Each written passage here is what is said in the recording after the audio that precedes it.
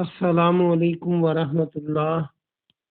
الحمد للہ وکفا وسلام علی من لا نبی بعد۔ اللہ مہربان کے فضل و کرم سے ہمارا آج کا سبق سورۃ الاعراف کی آیت نمبر 90، 91، 92 اور 93 ہوگا انشاءاللہ۔ اعوذ باللہ من الشیطان الرجیم، بسم اللہ الرحمن الرحیم۔ وقال الملأ الذین، اور سرداروں نے کہا، یہ چونکہ آپ 5-6 بار ابھی پیچھے سبقوں میں پڑھ چکے ہیں، یہ تقریباً وہی الفاظ ہیں اس آیت مبارکہ کے۔ مالا و مال والے سردار، الذین کفروا، جنہوں نے کفر کیا، من قوم ہی، اس کی قوم میں سے، لئن، البتہ اگر، لئن اتبعتم، البتہ اگر تم نے پیروی کی، شعیب علیہ السلام کی، انکم، بے شک تم، اذا لخاسرون، اذا اس وقت، لخاسرون یقیناً نقصان والوں میں ہو جاؤ گے، خسارہ والوں میں ہو جاؤ گے۔ با محاورہ ترجمہ دیکھیں۔ اور جن سرداروں نے کفر کیا، انہوں نے کہا، اس کی قوم میں سے، یعنی شعیب علیہ السلام کی قوم میں سے سرداروں نے، جنہوں نے کفر کیا، کہا کہ اگر تم شعیب علیہ السلام کی پیروی کرو گے تو تم یقیناً نقصان اٹھانے والے بن جاؤ گے، خسارے والے بن جاؤ گے۔ فَأَخَذَتْهُمُ الرَّجْفَةُ، فَأَخَذَتْهُمْ، پس پکڑ لیا ان کو۔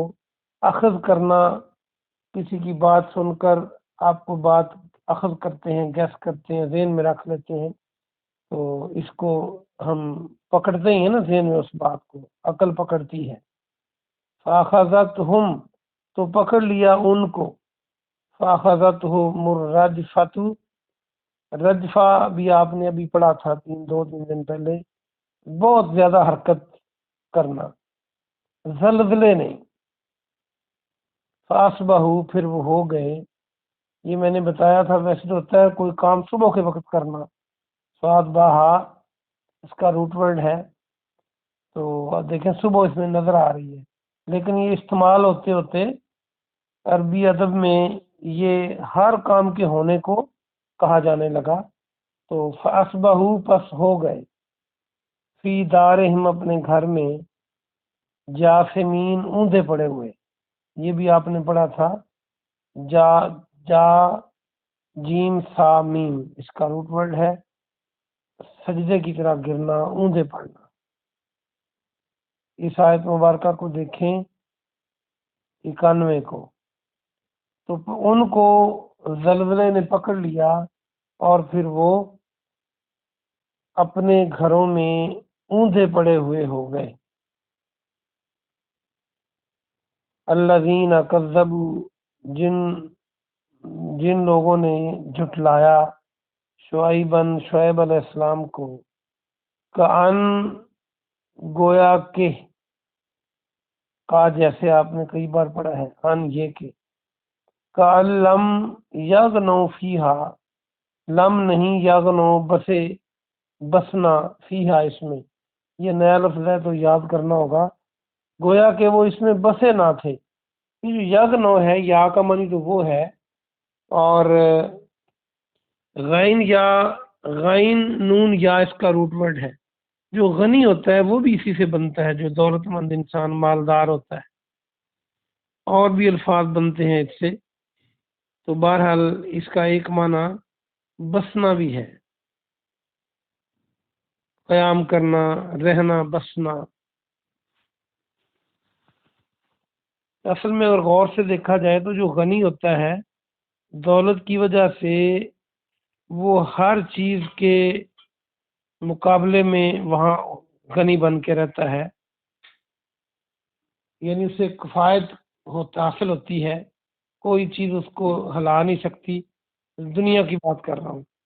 تو یہاں بھی جو بندہ سسٹین کرتا ہے، رہتا ہے دنیا میں، یقینی بات ہے وہ تمام مخالف ہواؤں کو فیس کر کے رہ رہا ہوتا ہے۔ تو اس لفظ کو تھوڑا سا لنک کیا میں نے غنی کے لفظ کو، تو آپ اس کو یاد رکھ لیں رہنا۔ فیہا، اس میں، الذین کذبوا شعیبا، جن لوگوں نے جٹلایا شعیب علیہ السلام کو، کانو، وہ تھے، ہم الخاسرون، خسارہ پانے والوں میں۔ جنہوں نے شعیب علیہ السلام کو جٹلایا وہ خسارہ پانے والوں میں ہو گئے۔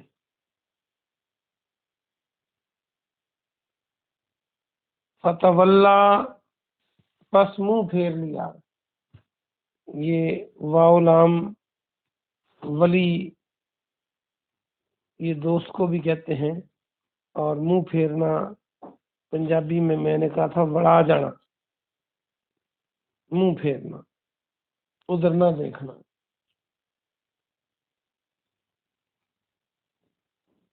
فتولا، پھر منہ پھیر لیا، عنہم، ان سے، کس نے؟ شعیب علیہ السلام۔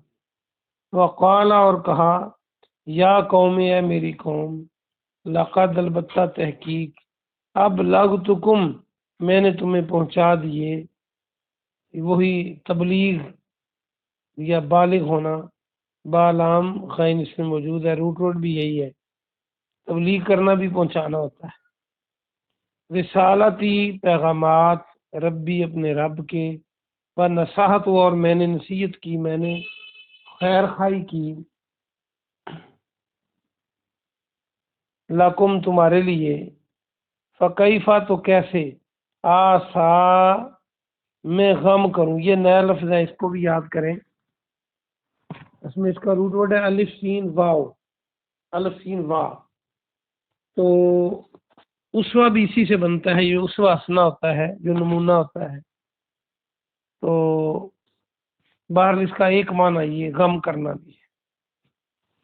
علی قوم، قوم پر، کافرین، جو کافر ہوں۔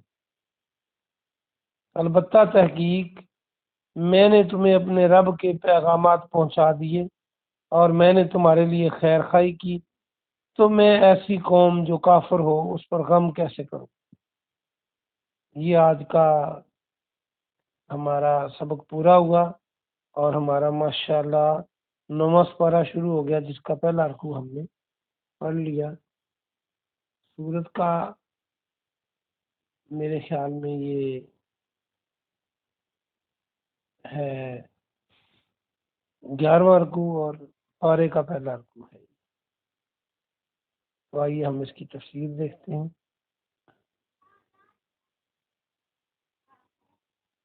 اور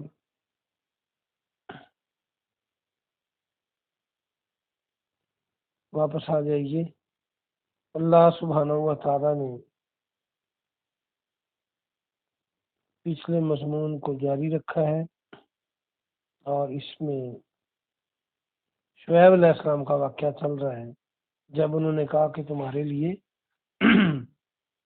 اللہ ہی الہ ہے اور کوئی عبادت کے لائق نہیں، قوم مخالف ہوگی، رستے روک لی، اور یہ لوگ ناپ تول میں بھی کمی کرتے تھے، تو یہ بھی انہوں نے کہا کہ یہ کام نہ کرو۔